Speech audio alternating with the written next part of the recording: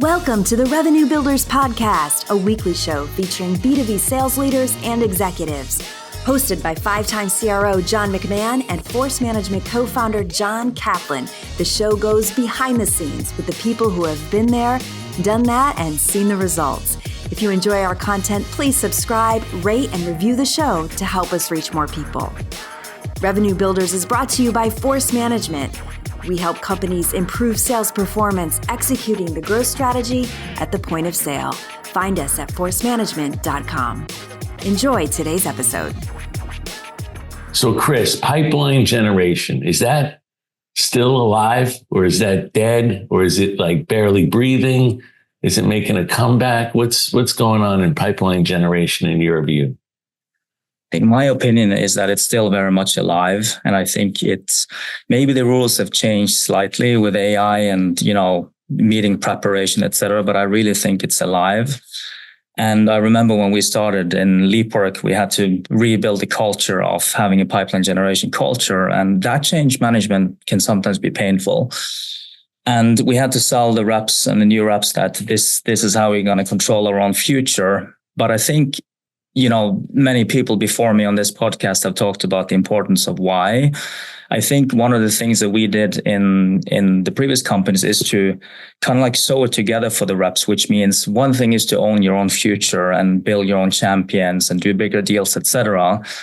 But the question that we started from in the problem statement that we kind of like built a culture around PG was around how can we solve the biggest problem that you, Mr. or Mrs. Rep, will always have, which is pipeline. And in order to do that, you have to build an infrastructure around the channel ecosystem. But you won't be able to build the channel ecosystem unless you have some kind of currency, which are deals. And so we built in the first initial phases, we built pipeline generation upon this. We call it a revenue architecture around 5 different cylinders, which means that you can build a business on purely PG, but that's going to take its toll. And if you run PG Tuesdays or PG Mondays, whatever you do, it's only going to be so long before you really wear the reps out. So they have to see a bigger picture and a bigger vision of why PG is good for them. I'm super happy to dive more into that, but absolutely, I think it's still alive if you do it the right way. Can you talk about those 5 different mechanisms that you alluded to? Yeah. So what we did actually, it came after some inspiration when we were in this cybersecurity company where you and I were, John, in Cyber with Andy. And it was pretty remarkable there because we were super fortunate to have some incredible growth. And I remember when I left the company, I was really trying to look at pattern recognition for why did some reps become very, very successful in that company? And we didn't have a huge team at the time. And I was sitting on the beach, true story. I was sitting on the beach reflecting what I wanted to do with my life and what the next gig was going to be. Yeah. And I was pretty worn out, but it kind of like dawned at me one day where we realized, Nay, he's a great seller at the time. He's now a leader. You remember Nay. And I remember Nay, he basically went to South Africa on an airplane every day for 2 years. And he took South Africa from 0 to 5.5 million in 12 months. All by himself, by the way, just by himself. Yeah, exactly. And we were trying to figure out, or I was trying to figure out, what was it Nay really did really, really well? He had also Bern Marline in Germany. He did an amazing job closing the German government in a cybersecurity contract in literally like a 2 months period in terms of paper process. And basically what we did is I put pen to paper and we model out what are those 5 things that the most successful reps do. Started with pipeline generation. But the second thing they did really, really well was they started to build the channel early by depositing those deals that they PG'd into their ideal partner profile. And if you think about it, back in the day, we didn't really call it the ideal partner profile, but we realized that there's skill, scale, and will in the partners. So someone might be very willing to partner with you because they are a 2-man shop and they have a very few set of customers. But if they don't have the scale, you're putting your eggs in the wrong basket. Mm. But the channel was the second kind of like cylinder we had to build. The third one is around upsell, from net dollar retention, etc. The fourth one was really where Nay really shone, and that was building a community. So if you think about what we learned from that story that I tell to reps now and leaders in the previous companies has been, how do you take a new product into a new marketplace when all you have is your phone and you can PG? You can do it the hard way, or you can maybe be a little bit more creative and smart around it. So what we did there is that we said, what was it that we actually did when we took that? We had one customer in Europe which was, a very famous investment company from South Africa. They were paying $36,000 ACV. And basically what they did together with a bunch of other people was to start to build a community around these very influential people. So when you think about the deals and the champions and deals, we looked at the market from a MedPick perspective, almost like, what are champions that have power and influence over everyone in this specific region? How can we add value to these people and build them up so that when you are a sole warrior trying to PG and trying to build a case, now everyone starts to talk about you. So we were trying to emulate kind of like a PLG or an open source model where you start with the groundswell to build up whilst we PG from top down. And it really worked really well. And we did the same in Trip Actions as well when we came there with Carlos. But just to kind of like stay on the topic, the last cylinder is really field marketing. So what can you do with field marketing to be a little bit smart around the events that you're doing? It's not only about a steakhouse and a fancy dinner, but it's about combining those cylinders where you think about what are the champions that you PG'd into, who's the partner ecosystem that has the trust from these new champions you're trying to sell to. How can we get them all in a room with field marketing and the marketing team in general to go and really build a community around, our value proposition?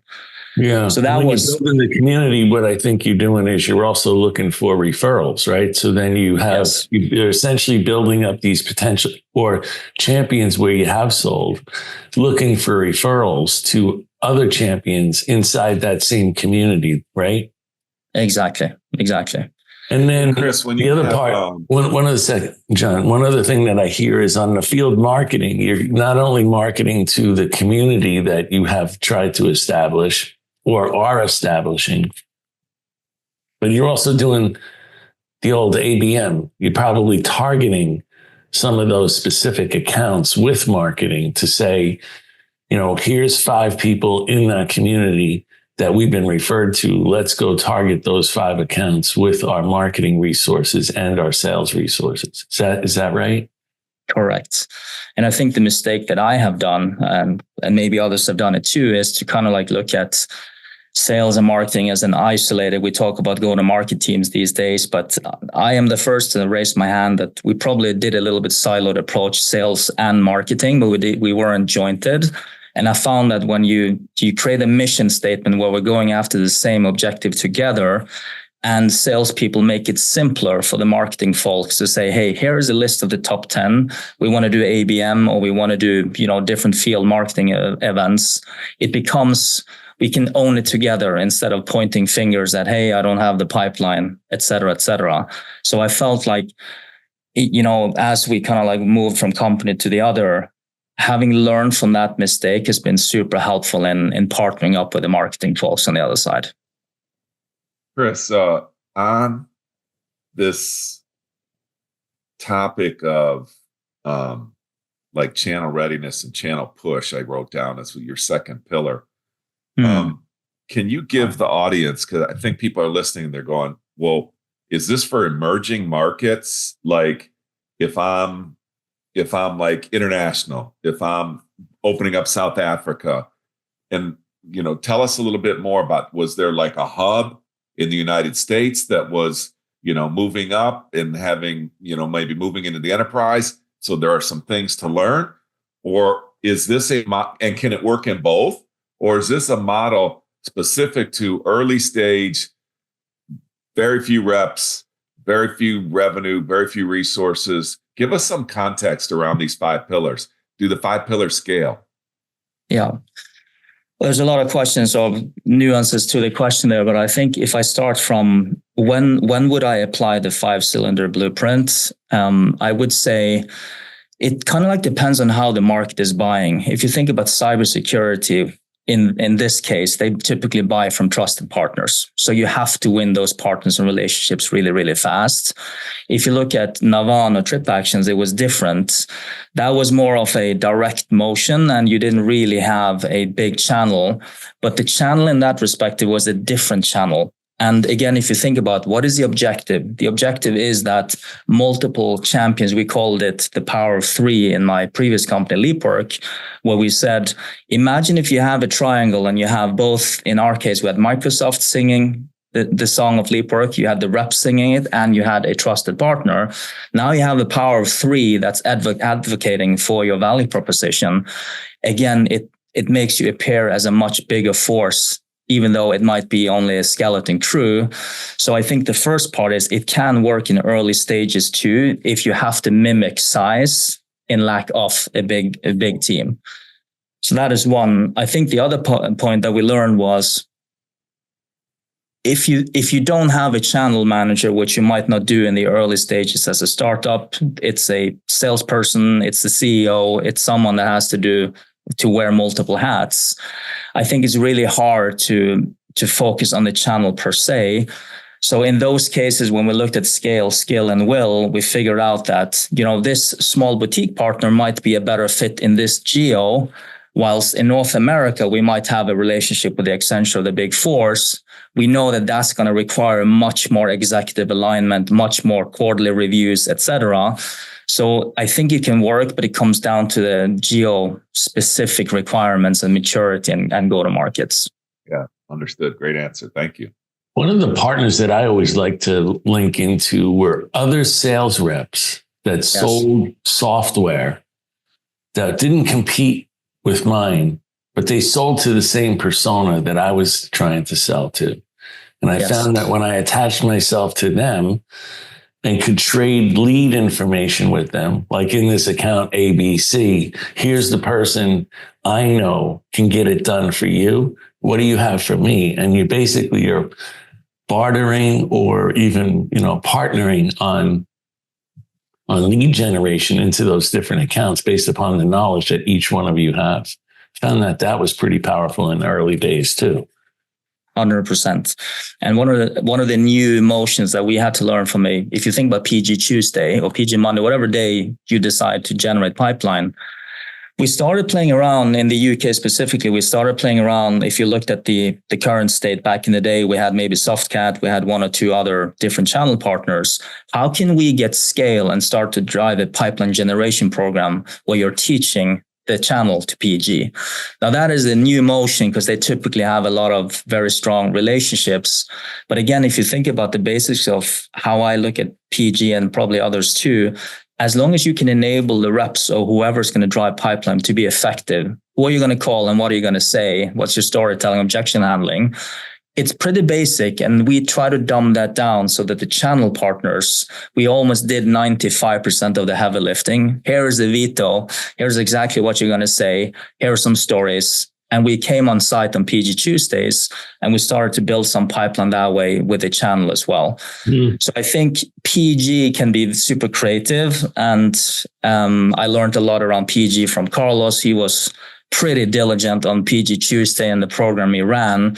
But what we found, or what I've learned that was different from maybe how we ran it in the past with other people that worked for you, John and John, was it was a non-negotiable. It happens every single week. So we kind of took that approach and said, some weeks the team will probably be fatigued. Then we maybe put everyone in a room and we talk about why it's not working to kind of resurrect it. And very often when we ask people, is it because you don't know how to do it, or is it because you don't want to do it? The good old skill and will. Yeah. And typically people don't want to do it because they don't know how to do it. Yeah. So we try to kind of solve that first. And if they couldn't do it after we train them on how to do it, then they probably weren't the right fit for the company. What are some of the top 2 or 3 reasons why they can't do it? I think it's for me, preparation. What we found is that people don't prepare, right? And that's why I go back to the rigid program. If people are prepared and you enable them and you show them from the front how you do it, I think that's the key. And there are many other reasons, but I would say that's probably the reason why they're not prepared. And that could be many things. For example, they actually don't know who to call. So they might have, said, hey, on Thursday night, I'm going to declare my accounts. But if you or the first line leaders or whoever was leading them didn't actually inspect and give them some value add, hey, I think this is a bad account because it's not really in the ICP, or the reps hadn't really had sat down with the channel partners to figure out, do you have any relationship in this account? So when we came on Monday morning and people weren't prepared, it was just a Hail Mary if you're going to get the right number on PG Tuesday and call someone, and because you weren't prepared for it and ready. Yeah. I think that's preparation typically leads to attitude. If you're really prepared, you have a better attitude. If you're not prepared, you typically can't have a great attitude about picking the phone up and, bombing the number of calls to potential customers. That has to be. I think you, like, I see people that get committed to this, like, event, but they don't treat it like a process. And, that preparation piece, I think I became a big fan a long time ago of this concept of like call sheets, and you're preparing with your manager, with your ecosystem. And in this case, with your channel partners, whatever that ecosystem looks like, and you're writing down like purpose, process, payoff, like, what's the reason why we're calling this person? What is the purpose of this? First, like you said, Chris, does it fit into our ICP? That's like step one. Are we calling people that are fitting into our ICP? And then, what are we going to ask them to do with us? So purpose, process, payoff. And then, what's in it for them? And I find what's in it for the customer to engage in a conversation with us, just at that level of a preparation of a call sheet. Reason why I'm calling this person, what I'm going to ask them to do, and what's in it for them is just massive. I think you just totally improve your ability to be successful. But it does take a lot of effort. It's not like, hey, we're going to do, everybody show up. We're going to do, PG Monday or whatever, and everybody show up. We'll talk to get people fired up in the morning, feed them, and then go crazy on the phones. Talk about what went well, what didn't go well. I mean, that doesn't, in today's environment, that doesn't help people that much. You might get them fired up, but by the end of the day, they ain't fired up. They're bummed out. I'll tell you a quick story on preparation that I actually often refer to, because I think it's PG is like, you ask, why don't people do it? Like, one is the will part, but it's typically linked to skill. Yeah. So then I thought a lot about how did I enjoy PG when I was a rep? And I remember it really well. I dreaded the AM sheets, back in the day, and, PG Mondays and Hammersmith, et cetera, et cetera. But you know what? When you reflect and you take a step back and you think about what you did, it's actually quite amazing. Because I remember I was trying to figure out, how can I make pipeline generation actually fun? So the first question I ask people is, what is really PG? Where, if you think about the actual planning and the actual execution of PG, what takes the most amount of time? And it's typically 90 to 95% is the planning and preparation. So then I say, okay, if that is most of the time, no one tells you how to do the planning. So I've always had what I call the cappuccino moment, and people that work with me, they will know exactly what I mean. Because I remember when I was a rep, I used to have the cappuccino moment every Sunday. I told my wife I need 2 hours on my own on a Sunday. I went downstairs to Starbucks and I sat on the pavement and I was listening to music and watching the world go by. But actually what I was doing was account research in order to create a why you now, so I could fire it off on a Sunday. And this is way before automation happened. And I remember it because I was telling reps, I don't care how you do the account research. And I think the call sheet is a great idea, but we try to dumb it down even more. If you think about value pyramids and all of these things that you're asking reps to do, we said to the reps, there's only like a couple of things you need to know in order to have effective PG preparation. Number one, you have to understand what the company does and the industry that they operate in. What are they selling and what's the kind of like climate of where they sell? Number two is, how does this company actually make money? So if you follow the money and you can solve those chains that are broken and how they make money, or how you can help them, how they lose money, maybe bad customer experience, etc. That's step two. And then third step is, what is the customer user experience? So we would look at reviews from what are the customers complaining about to try to find a hypothesis for pain. And if you're thinking about if you're targeting a retailer and you understand, okay, they have an omni-channel strategy, stores, a little bit of online, et cetera, step one. Step two is, how do they make money? Well, they typically make money through these campaigns. And we know that the cyclical moments of Valentine's Day, et cetera, are really important for them. And then when you look at step three, the customer user experience, people are always complaining that I put my goods in the basket and then when I was checking out, it reset everything. Mm-hmm. Now we know that something is broken, and I have strong conviction that I should PG as high as I can into that account. And I think that is the thing that we try to teach our reps, at least. As long as you have conviction, and you can only get conviction if you have knowledge, there is no reason why you shouldn't be very, very bullish when you cold call or you try to establish contact. And the second component is the role play piece. So we demanded the reps come prepared with those, 3-4 steps. And when you role play it, we try to really make it real time. Where did you get my number? F off. Like, I never want to see you again. Because if you have conviction as a seller, it doesn't matter what they scream or shout. And we started to see a big improvement in how the reps were performing PG there. And that was part one of the skill development that we put in place to kind of change that PG culture. Yeah. But it sounds like the skill development it's all preparation. The more prepared you are, the more skillful you are is really what you're saying, right? Exactly. You know what I like about what we're talking about too, though? It's almost like humanizing the problem and humanizing like the individual. Because when you talk about conviction, is you don't have conviction unless you have knowledge. I love what you just said, because I always felt like as a leader, I had to look in the eyes of my people and make sure they understood what they do matters. Like, yes, to really understand, why does what you do matter? And people, I think, get conviction, they get passion because there's evidence. And evidence comes from the knowledge of the problem.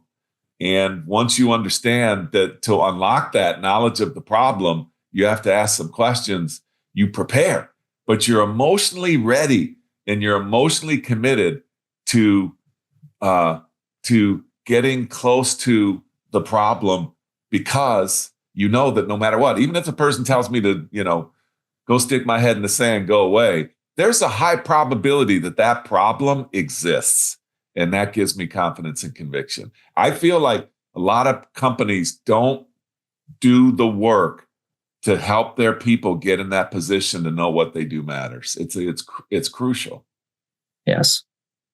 And one part on that, and maybe it's we're probably going to talk about recruitment later on. And I think one of the hard things to do when you're kind of like, I'm talking to a lot of founders these days, and they ask me, should I PG? PG is dead. Kind of like where we started the conversation today, John. Yeah. And I said, I don't think PG is dead. You just have to do it the right way. And the reason why, at least I think, most leaders don't drive a good pipeline generation program is that it actually requires a hell of a lot. Excuse my French, but it really requires so much from you as a leader. Every week, you have to inspect them. You have to inspire them. You have to do these things, and you're in the boat with them. Is that easy or hard? I think you guys said it really well. You summarized it really well. The playbook that you guys invented, a couple of years ago, is very easy to understand, but it's hard to live and execute by every day. Yes. And I think that is what I see, that, people give up because it's hard, but it doesn't change overnight neither. So you have to be consistent on that. Yeah. And you got to be willing to, like you just said, I call it getting in the pit. Yes. Like if you're not in the pit with the reps, meaning the bullpens, wherever you are, they can't see you doing it. They're going to see you make mistakes. They're going to see you have people tell you, hey, we're not interested, pack sand or whatever. Your job as a leader is to help people get unstuck. If you can't prove that you can help people get unstuck at that kind of moment of truth in that 3-foot conversation, then you can't coach and develop that that aspect of the game, which is critical. And sometimes people aren't honest with themselves. Like, well, yeah, I did PG back in the day. I know how to do PG. And then they take on a new role, and it's going to need this, it's going to need this effort. And it's been a long time since they were in the pit. You have to be really, really honest with yourself about, where you're at with that skill set, if that makes sense. And then not to mention that when you become a leader and you're supposed to build a team, I think there is a tendency that a lot of leaders rely too heavily on the HR department or an external headhunter. And I think I was listening to your previous podcast, and I think the gentleman you had on said it really, really well. Why would you trust, if you're building the Olympic team, why would you solely trust someone else to build a team for you? Wouldn't you like to kind of like handpick your players? And I think if you think about PEG in that topic, I think the best reps and the best reps that become leaders that I've seen is they drive pipeline generation. Whatever day, you're constantly PEGing for candidates.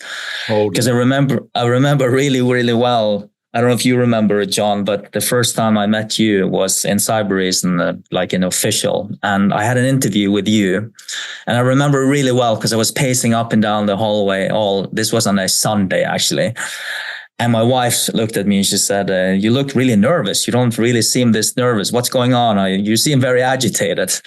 And I told her, well, I have this interview this afternoon with the Godfather to tell you that, his eyes are so blue, they stare into your soul. His name is John McMahon.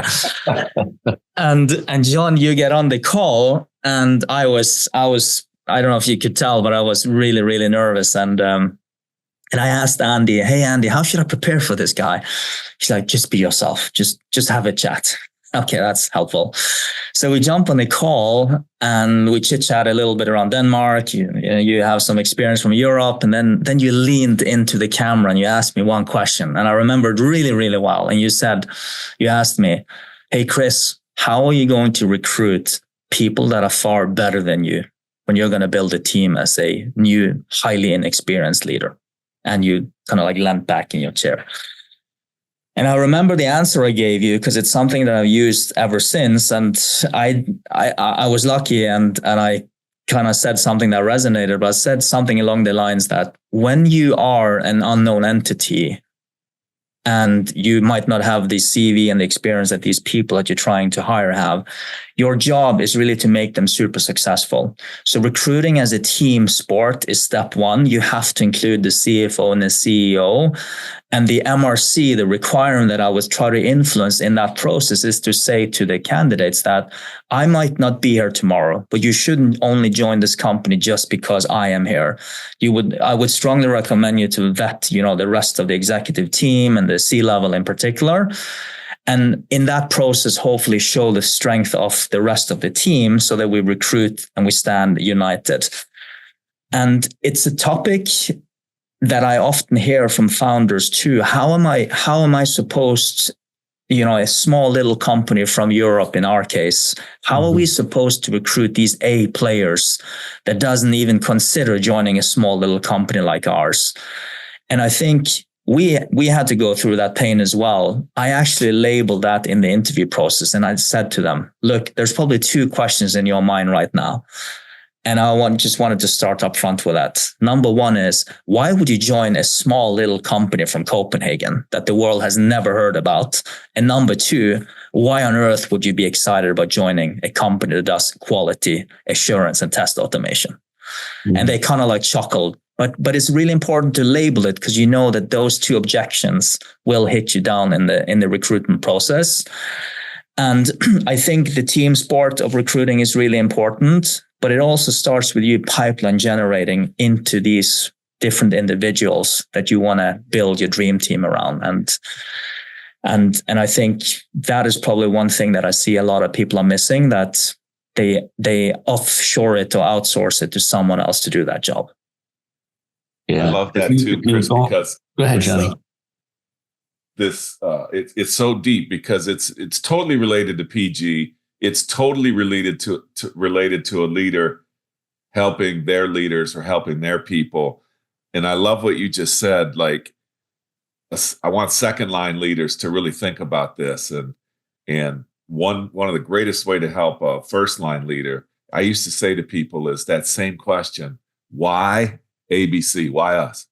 Why us? When you're recruiting and they go, wait, are you talking about a customer? You're talking about, it's the same thing for me. So like you either believe what you do matters or you don't. And it's amazing what we used to do. We might have done it with you and Cedric back in the day. I'd just pop managers up during the day and I'd say, hey, I'm a recruit. Why ABC company? Go. And people would step up and they're not audible ready. And I used to say to them, if you don't believe, why should I? Yeah. And that's that part of like outsourcing to recruiting or outsourcing to HR, whatever. People that are going to join, an A player that's going to join a company or even think about joining a company is going to hear that emotional connection to what you do matters. And it's just as important as when you're dealing with a customer as if you're dealing with a recruit. And I know we're going to get to that. We're going to talk about recruiting, but if you don't have that, if you don't have that in your bones, and if you don't believe it, why should anybody else? And I've never really had on the first try anybody really stand up and nail it, which means we got work to do. Yeah. Yeah. Well, a lot of times I've found that I'll ask the question, what other companies are you looking at? And then they tell me SAP, ServiceNow, and Salesforce. And I'm like, well, why are you talking to me? Like, yes, I'm not in the same zip code. I'm not in the same stratosphere as those guys. It's a completely different sale, completely different everything compared to what you're going to have to do in a startup. Right. So. Exactly. Hey, let's stay on the PG just for a little bit because we look like we're transitioning into like recruiting, which is a great subject. But what about some of the tools that you use in these days? Is there anything you want to talk about there, Chris, as far as like AI agents or outreach, sales love, social tools that you're using? Is there anything that you've seen, come around that you feel is pretty useful? Yeah, I think on the, if you think about those 4 things we looked for, how to make money, understand the company, etc. I think AI, there are many tools. We just use ChatGPT. And we basically said, typically, the research was like, hey, I'm going into this company here. What are some of the strategic initiatives, et cetera, et cetera? And I would boil it down. So that's pretty easy. And I think table stakes. There are tools that can help you build the value pyramid pretty quickly. Yes, yeah. Exactly. So at least you understand the company. We use that. We used all of the... Just on that, it can also help you target the persona that you're trying to get to. Because a lot of times those people might have talked on panels or gave speeches or wrote articles, and ChatGPT can go out and, aggregate that information from you. So you have a lot more insight into the persona you're going to call. Exactly. I think just because it's related to PG and the tools, if you think about those 5 cylinders that we talked about, one of the ways that I found reps, when you enter a new technology space that you don't really know, in our case, it was trip actions, it was travel. We didn't really know any of the buying personas, or we didn't really have a name in the industry. But what we figured out then, and a little trick that we teach the reps, is how do you find the people that have the most amount of influence for the buying personas that you're trying to PG into? Mm-hmm. So what we did in that case, and probably works in every other sector, is to look at what are the number 1 trade events that these people go to and who are the main core speakers. Okay, so now we know that everyone listens to these people, what they have to say. And the step 2 for us would be, how do we get associated with these people? Again, how does this person make money? Well, they typically sell books. And we did that a couple of times when we know that the primary model for revenue is selling books for some thought leader. Then we would PG in there and say, hey, we are going to have a sales kickoff, or we're going to have a QBR. I would like to purchase 100 of your books. In return, I would love to blah, blah, blah, blah, blah. And what we found then is that once you start to become really close to these people, you learn so much from these people about the industry. So when you talk about assimilating yourself into becoming an expert, I use the analogy of like cheating when you're walking in the streets and you hear a house party. PG is kind of like the way that PG typically happens is that you knock on a random door. Hey, this is Chris. Can I come in? And they will, who the heck are you? No, thank you. And they slam the door. But if you come to that house party with someone everyone knows, then by default, they have kind of like vetted for you and the door opens for you. And I look at PG the same way. When I know that this highly influential person is now becoming one of my, someone that I'm building as a champion because I'm adding value to this person, that person can probably introduce me to some other people so that we have that situational swagger when we meet with a buying persona, whether it's through PG or through a warm introduction. So I love that. I think that's also another lost component here for most people. Like, you got to help your people. If you're a leader out there, you got to help your people make those conversations warm. And I love your analogy of go knock on the door where you hear music, or go knock on the door with somebody that when they open the door, they're going to recognize them. And it's amazing. The simple, when you pick up the phone, what makes something warm for you? Well, they either know somebody, they're like, I'm calling because Christopher Vik suggested that I call. If that somebody called me, I'm going to say, okay, I'm going to have a conversation. It doesn't mean I'm going to stay on the phone with you, but whether or not I'm going to, proceed, I'm probably going to proceed because that's just human nature. And other things about, well, I know there's music played here, or I know something about me, or something about us. I think that as part of that preparation and that like call sheet process or whatever you're doing, the cappuccino moment or whatever you're doing, how are you going to make it warm? It's a fundamental principle. And I also think if in lack of all of those things, you don't have any relationships, you don't have anyone that you can be associated with, and you're starting there as a rep on the ground, and you're starting with hardcore PG, picking up the phone, sending vetoes. At least my style is that I've always wanted to be a seller that had some kind of credibility. I think you guys coined the, character competency and character, right? So when I PG'd into someone, as long as I had conviction, I wouldn't be afraid of picking up the phone because I know that whatever they say, I'm going to help them. So what we had to do in the previous company, when we looked at PG, as we started to mature and we started to really circle in on a much better ICP run ERP migrations and implementations, we knew that our ICP on a life cycle was someone that has gone through one or two implementation in terms of one site. It could be a multi-country, multi-legal entity rollout, but we knew that there was guaranteed pain in the first or the second rollout, at least in our world. So when we picked up the phone and we replicated a lot of the same PG effort in the first meeting and the second meeting and throughout the sales campaign as well, which is another reason why PG should really be a part of it, because you do the heavy lifting upfront. And if you do all the value pyramids and you understand the hypothesis for the case for change, it's so much easier to reuse the asset as you go through the sales motion. But what we found is that when we were on that very first call, I don't know if other reps or other people are struggling with this as well. Our reps was really struggling to ask, discovery questions because it was the classic, well, who the hell are you? Just tell me what you do. And we were trying first to kind of like educate the reps on like, well, open-ended questions, bring Ted to the meeting, but it wasn't good enough. So what we did is that we actually looked at it and said, our PG program isn't really working like this. So how can we be more effective on PG? And we looked at what is it that we know and what is the challenger piece of information that we can bring to the table that's going to show the prospect that we actually are, we are actually professionals at solving this problem.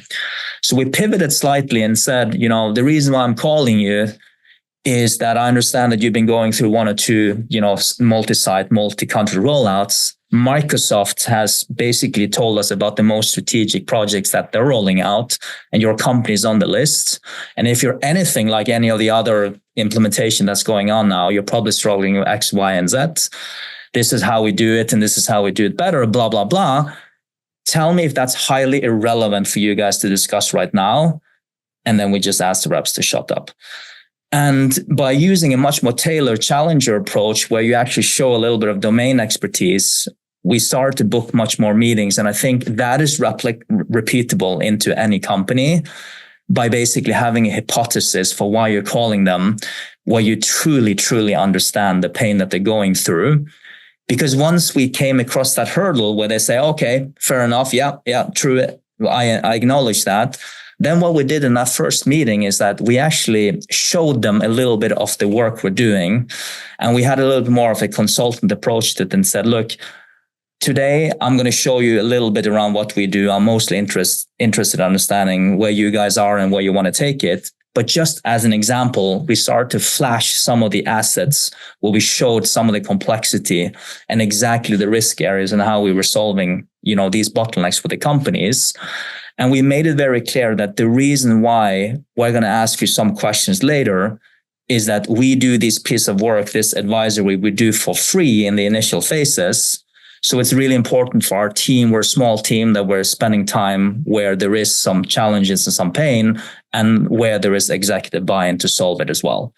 Because we knew that in, the last 2-3 years, it's been really hard to get to the economic buyer. So we were really constantly trying to figure out how do we get to the EB early, solving a problem that the C-level has never really cared about and make it a C-level problem. And we only did that through trying to get to champions and EBs very early on, but we only did it because we earned the right through expertise in the very first or the second call. Absolutely love it. You're basically, differentiating yourself as a sales rep and letting them know that you're an expert, almost consultant, and you've seen this problem many times with other customers, and you're leading the witness by saying, if you're anything like any of the other customers that we've had, here's 3 major issues that, we see all the time. Have you ever experienced anything like that? That right there lets them know that you're different than anyone else that they've been speaking to. Love that. I like that, Johnny. It's like what you guys are talking about. How in these moments, how you sell can be just as important as what you sell. So like somebody picking up the phone, somebody reading something that you're sending them, how you are addressing them, how you are interacting with them can be just as important in the beginning stages as what you're trying to sell or what you're trying to interact with. I think that's really, really, really, really good, yeah. Chris. Now, Chris, let's transition a little bit. Whether that's on the phone or when you get in person, how do you simplify the opening in your pitch to personalize it to them, their company, their values? Is that part of what you were just touching on, or is there a little bit more once you start to pitch? Yeah, so this was on the PG part, right? So we were on the phone, we said these things. Yeah, that's relevant. Let's go and meet. And we will always try to push for in person. I think there is a tendency that people want to do it on a Zoom call, which is probably fine for the first or second, but we would always try to find an opportunity to come on site. And the objection that you meet, well, I tried to get on them, but they didn't want to meet because they're scattered all over the place. That's a typical thing you hear. Yes. And you guys know more than anyone that building champions and relationships, you have to meet people. And it's all the little things by the coffee machine in the hallways. So we would say things like, it's probably much easier if I can whiteboard out exactly, your current state and your desired state and some of the key requirements that other companies that have solved this are looking for. Would it be impossible for us to meet on site? Doesn't need to be next week, but maybe the week after. When do you guys get together? But anyway, let's say that we managed to get on site, and we would always prefer to come on site. We would regurgitate part of how we got into the meeting, and we would actually use, the 3 Ps. What's the purpose of the call? Here are the things we're going to go through, and here is what you're going to get out of it, Mr. and Mrs. Customer. And so we would start there, but we would start with, the reason why we're in the call, just to get everyone on the same page. But we always had this mindset of, what is it really that we want to get out of the meeting? And I'm always surprised when you ask a sales rep or a leader, what is it that you're trying to get out of this meeting? And sometimes it's not even thought about. So if you think about the process, who's the champion that you've identified that you really want to get to? Because you might not have a champion in the first meeting, might be a coach. So what's the purpose? What is the payoff for you? And we started to really make people very conscientious around, if you think about MedPick from a simple perspective, who's the champion? What's the decision criteria we're going to try to influence here? And what's the next step? So we knew that in the closing of the meeting, it was really important for us to have enough time to do the summary. You guys taught us that many a time, at least 10, 15 minutes to summarize the meeting, to talk about the next steps. But one of the things that we started to play around with fairly good success was something that we picked up from a book called Flip the Script. You probably read the book, How to Pitch Anything, from Oren Klaff. This is the second book. And he talks about this really scary concept of creating an invisible fence, which means that no one really likes to be told what to do. So as a rep, I remember when I was a rep, you try to kind of, okay, here's what I propose in terms of the engagement model, boom, boom, boom, boom, boom. And then the champion would basically say, yeah, whatever. So we were trying to kind of like embrace it from a different angle. How do we get the prospect to embrace the content that we just gave so they're willing to convert and they propose the next step? Meaning, hey, you can go and do whatever you want as long as you are within this invisible fence. And we found that in this very first meeting, if we are credible and we show them something that they are aware of and something that they aren't aware of to show them credibility and competency, we didn't even have to ask for the next steps. So what we did, we flashed the asset. This is what other companies are doing. This is typically how we would work. And then we would just simply ask them, what do you guys propose from here? And if we did it the right way, meaning they felt that we could solve the problem, they would typically say, well, we probably need some other people on this. We already knew, from our preparation that the champion was probably this and this persona. So we would steer the witness slightly as well and say, well, if they say, well, I think we need to bring more people into it. Yeah, what about John and John? Do you think this is highly irrelevant, or will they touch the decision-making at some point? Yeah, they will probably be a part of it. Okay. Do you think it's a bad idea to bring them in early on? Because what we found is that we've spent 3-4 months doing great discovery. Everyone's on board. And then the CFO comes and said there is no budget. So I think the point I'm trying to make here for the audience is, how can we get to the EB as fast as possible in a sales cycle? How do we get this on the radar for a coach or a champion that person needs to be a part of the process at some point?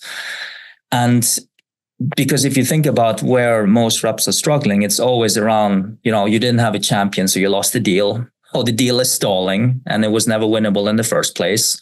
We have done all of those mistakes as well. And we had to go through the pain, even though we knew the theory, we had to go through the pain as well to identify why are our reps not winning and why are not converting from the different stages. And I think that is for me, that was a super intellectual, very stimulating exercise to do, because it starts with PG, personas, ICP, the partner channel, into that very first meeting and the second meeting. So when you show the reps and they see that everything is connected and it starts from PG, that's when you start to get this motion that, you know what, I start to see what you meant when you talk about PG is everything and it can change our lives, et cetera, et cetera. I love how you tied it all together, Chris. Because for me, these are not separate things. Like you just said, Chris, you put everything back together. It's like Johnny asked the question, how do you get the attention? How are you helping them, get to the right people? How are you opening up conversations? And then, okay, then what? Let's say you get past that. Now you're in a process, and the customer has to feel like they're that it's going somewhere with you. Like, we're going somewhere together. I always say, like, everybody loves to be led, provided you can take me to a place I can't get to on my own. The minute I think I can get to a place that you're trying to take me to on my own, I'm going to peace out. I'm going to kind of move away from it. But you just brought two important things together. You brought ICP, PG, ICP. You brought messaging together, and now you brought sales and engagement and process together. Like, if you're listening to this as a company and you don't have all those things connected, then you're going to have just haphazard conversations and a bunch of deals that are at different, you don't know what stages they're at because you don't have them defined. I thought that was really good, Chris. Well done. But he also talked about getting a champion, which is the number one mistake most reps make. They don't get a champion. They wind up with a coach and, the deal fizzles out, or they get a really small amount of money because the coach has some money and they give you some money to go away. And then it doesn't renew next year. It just churns. But from PG, the way Chris has described it, all the way through, that's what helps you get a champion in the first place. You've done all the prep work up front. In the meetings, you show that you're different. You're not just any ordinary sales rep. You know about their business. You know about their pains. You have other customers that have done the same thing, and you solve their problem. That's the way you start to attract a champion early in the sales process. And I think it flips back around because now you have a proof point. And how you sold to them, what you sold to them becomes your testimonial. And that's probably one of the stages of your PG, Chris, that you're trying to make it warm as you're saying, these number of people that have used our product. It's a full cycle. Yeah, one of the things I learned from my counterpart, my CMO, Mike Annan, he's a super smart guy. Like, I would strongly recommend you guys interview Mike. He's one of the most intellectual and cerebral guys I've ever met. He was very different than me, right? I'm a sales guy running fast, like let's solve it and run fast at, 2,000 miles. He is more of a systems thinker. And what I've learned from Mike, and Mike, you're probably listening to this at some point, hopefully, but what I've learned from Mike was very relevant in what we're talking about now, because when you're trying to sell the vision to the reps, whether it's joining your company or why they should change their skills and how they operate, they need to understand why. What I've learned is that when you think about how all of these things that you're trying to do as isolated actions, champion building, training, PG or building the BVA, whatever it might be, as you look at the funnel, it's all connected. And when you can show the reps how the systems are connected throughout the entire motion and how that's going to help their career, and I have done that mistake many a time as well, that it's all very independent things that you're teaching them. And you forget to kind of like see the big picture of how it's all connected. And when they see that, that's when it really becomes something clicks inside most people's heads. And they take more joy and pride in building a PG culture, because it's not a matter of just building a PG culture. It's a matter of doing the hard thing that no one else is bothering doing. And in the process, hopefully you win more and you do bigger deals and you ultimately change the trajectory that you're on. Really good. And when you, let's transition a little into the recruiting piece. So now you're trying to recruit reps that you think are going to buy into everything that we've already spoken about. Are there particular traits or previous skills that you're looking for in that rep to make sure that they can join the team and buy into this process that you're talking about? Yeah. I think I want to take it actually a step higher up. You guys have taught me and many others many a time that, parts of it you can change and some are you're born with and some things you cannot change. And that's correct. Exactly. And I've always had this philosophy that how can I simplify things so that it's dummy proof? Like, how can everyone understand it? And I have this saying that we started to instigate in our recruitment process, which was one strap line, which was, how someone does anything tells you how they do everything. And if you just think about that for a second, whether that's how they pipeline generate, how they build champions, how they partner up with the rest of the go-to-market team, I would ask things like, give me an example that exemplifies how you do things. Because let's face it, this is an audition. I am trying to sell you the dream that this is the best company on the planet. And you're trying to tell me that you're the best salesperson on the planet. But then there's Monday. And then we all have bad days. I'm trying to figure out what your baseline is as an individual and as a human being. So throughout the process, I would ask my leadership team to say, how much did they prepare? It's the small little things. Did they take notes? Did they send you a summary? How well do they know the value proposition? Do they understand the market? Because if people didn't take the time to qualify that this opportunity is worth their time, how would you then trust that they will start to qualify once they have the job? So you can apply that one sentence to many things. But then if you kind of like look at the tangibles or the intangibles, I think the mistake that I have done, because I think that is also highly relevant, is we talk about A players and we talk about the tangibles and the intangibles, and drive is always up there. But what I found is that if you haven't really assessed the ICP and how big deals and how much complexity can the territory actually cater for right now where you are as a life cycle of the company. When we started, we were doing very small deals, but we did the mistake of like, well, someone that has drive, someone that has intelligence, ICE, et cetera, they're going to be successful. But they actually left us because they couldn't do these big deals that they were used to doing. So having the right player in the right position at the right time lens on everything, whether they were successful in the past as A players and everyone wants to recruit them, it might not be the right profile at the time. And I think that is something that's highly relevant if you're first-time CRO, you're hiring someone, because the knee-jerk reaction is to lean on the network that already knows the playbook really, really well, but it isn't always the right person at the right time for where you are. Yeah. And I think what you're referring to there is the skill set, right? They might have all the right traits, but the skills required to do what you do at your company at this specific time and growth of your company, that jump from where their current skill set is may be too much. And it doesn't matter how driven they are. It's just going to take them way too long to develop, a higher level of skills in order to function, at your level. And the flip side to that, Johnny, is this is where I think I've got tripped up for this before. Sometimes it's not whether or not people can do this. Like they have the skill set to do this.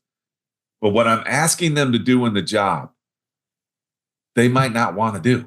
Like it doesn't give them energy. Like I can do that, but it doesn't give me energy. And a lot of times that does not show up on an interview. We don't get past they can do this. They've done it. They have the capacity to do it, but they're not excited about it. They're not energized about it.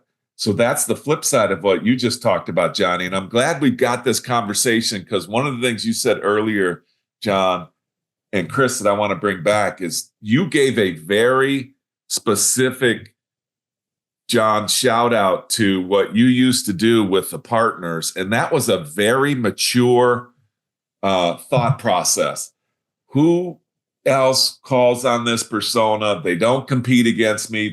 That's a very mature thought process. If I'm not really thinking about exactly what I'm going to ask these people to do, I won't dig deep enough for the evidence. And if that's what it takes, and we're hiring this person, is at a junior stage to bang the phones, and they've never had that mature relationship with a partner before, I just think this conversation is so great because it gets down to what are we actually asking them to do? Can they do it? And are they going to get energy from it? It's crucial. Yeah. And going back to what Chris said, because this is where people do fail. So let's say they have, again, all the right character traits. They actually have knowledge. They can walk through MedPick. They can walk through a sales process. They know how to build a cost justification and everything. That's the knowledge piece. But we've all seen in sports where there's a certain position player, they're highly skilled at that position, and they have all the knowledge of the game. You move them to another position, they'll fail immediately. Why? Not because of the knowledge of the game, not because they don't have the traits. They don't have the skill set to be in that position, and they fail immediately. And that's no different in sales. We have to really look at our own profile for what skills does this job demand, and where is the skill set of the person that we're interviewing, and what's the gap? And then, like I've always said, is I've usually asked people when they tell me they want to hire somebody, what's the risk? Because the person's not a unicorn. They don't have everything on our profile. So what is the risk, and how do we cover the risks? Do we have a training program? Do we have a manager that has that skill set that can help develop that? And if we can't cover the risks, especially if you're in a smaller company, you can't hire them. And to Chris's point, maybe they'll be better 2 years from now, and they'll fit in our company because it's a different company and a different processes, and we have more training and those types of things, and they'll gain more skills. But right now, it's just not a good fit. It doesn't mean that they're a bad person. They're just not a good fit for us right now. Yeah, and I think what we've done and what I learned is if you take the time, and Luca gave this advice. I remember Luca Lazaron, he's been on the show, is a fantastic, super competent leader as well.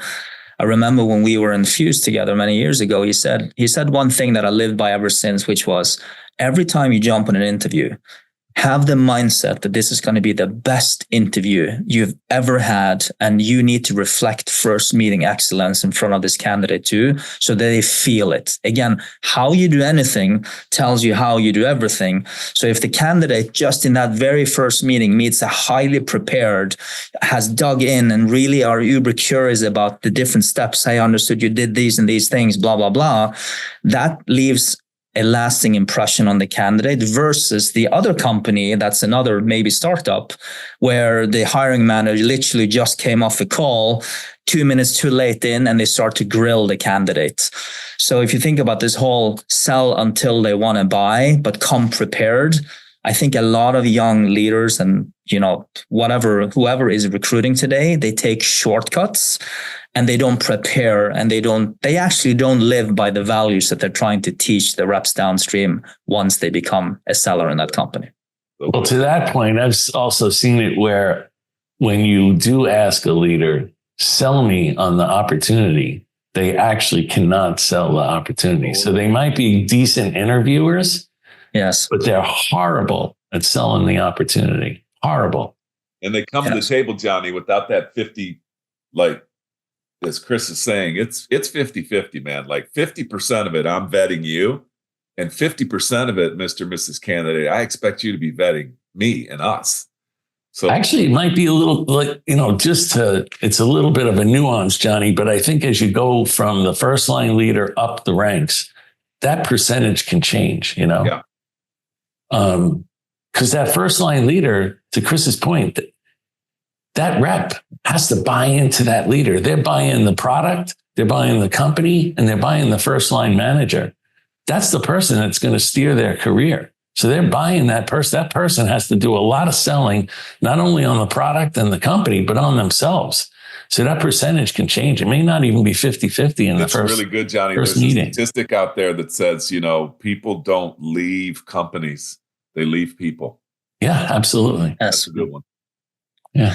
I mean, one of the things that I found that maybe could be helpful for others too was, and it's something that we started to do recently, which is I had to go through a lot of pain and introspection on, when you become a leader and you try to mold the people that you work with, but you don't do it with authenticity and all. I've done all of the mistakes. So I'm probably the best example of someone that's failed a lot there. But failure is good if you learn something from it. And one of the things that I learned through this process is I had a coach at one point, and she asked me on the very first call, she asked me, what are your values? And I had never sat down and actually defined my values. And I said, why do you ask the question? And she said, if you don't understand your own values, it's very hard for people to read and understand you if you can't articulate it. So one of the things that I've started doing that's been super helpful is that I actually start the process with, I would like to tell you about my own values that I stand for. Because if you understand the values, you will understand what it's like to work with me, to get together in the good days and the bad days. And I have two values in particular. I think sometimes they go a little bit, what does that mean? But one of them is excellence and the other is safe and sound. And when people ask me, what does safe and sound mean? I said, it's very important for me to know that I know exactly where you stand in relationship to me and vice versa, and the same up the chain of command as well, because then we can call it what it is and we can move on.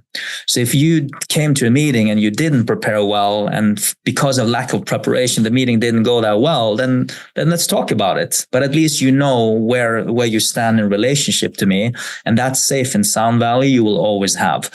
Excellence is pretty self-explanatory. That I never expect our people to be perfect or excellent, but we just have to strive to pursue excellence in everything we do. How you do everything tells you how they do everything. and really force myself to live by that as well. Because when I look at myself in the mirror as a leader, and you're trying to do so many things at the same time, and you have to be strategic, you have to be tactical, you have retention, you have to recruit, and you have to forecast accurately. Again, it's been super valuable for me when you go through some pain that at least I know what my own values are. And I know I can sleep at night because I know I didn't violate my own values. And when I ask the rep, what are your values then? Hopefully, I think it serves them with, okay, this is the person that knows who he is and who he isn't.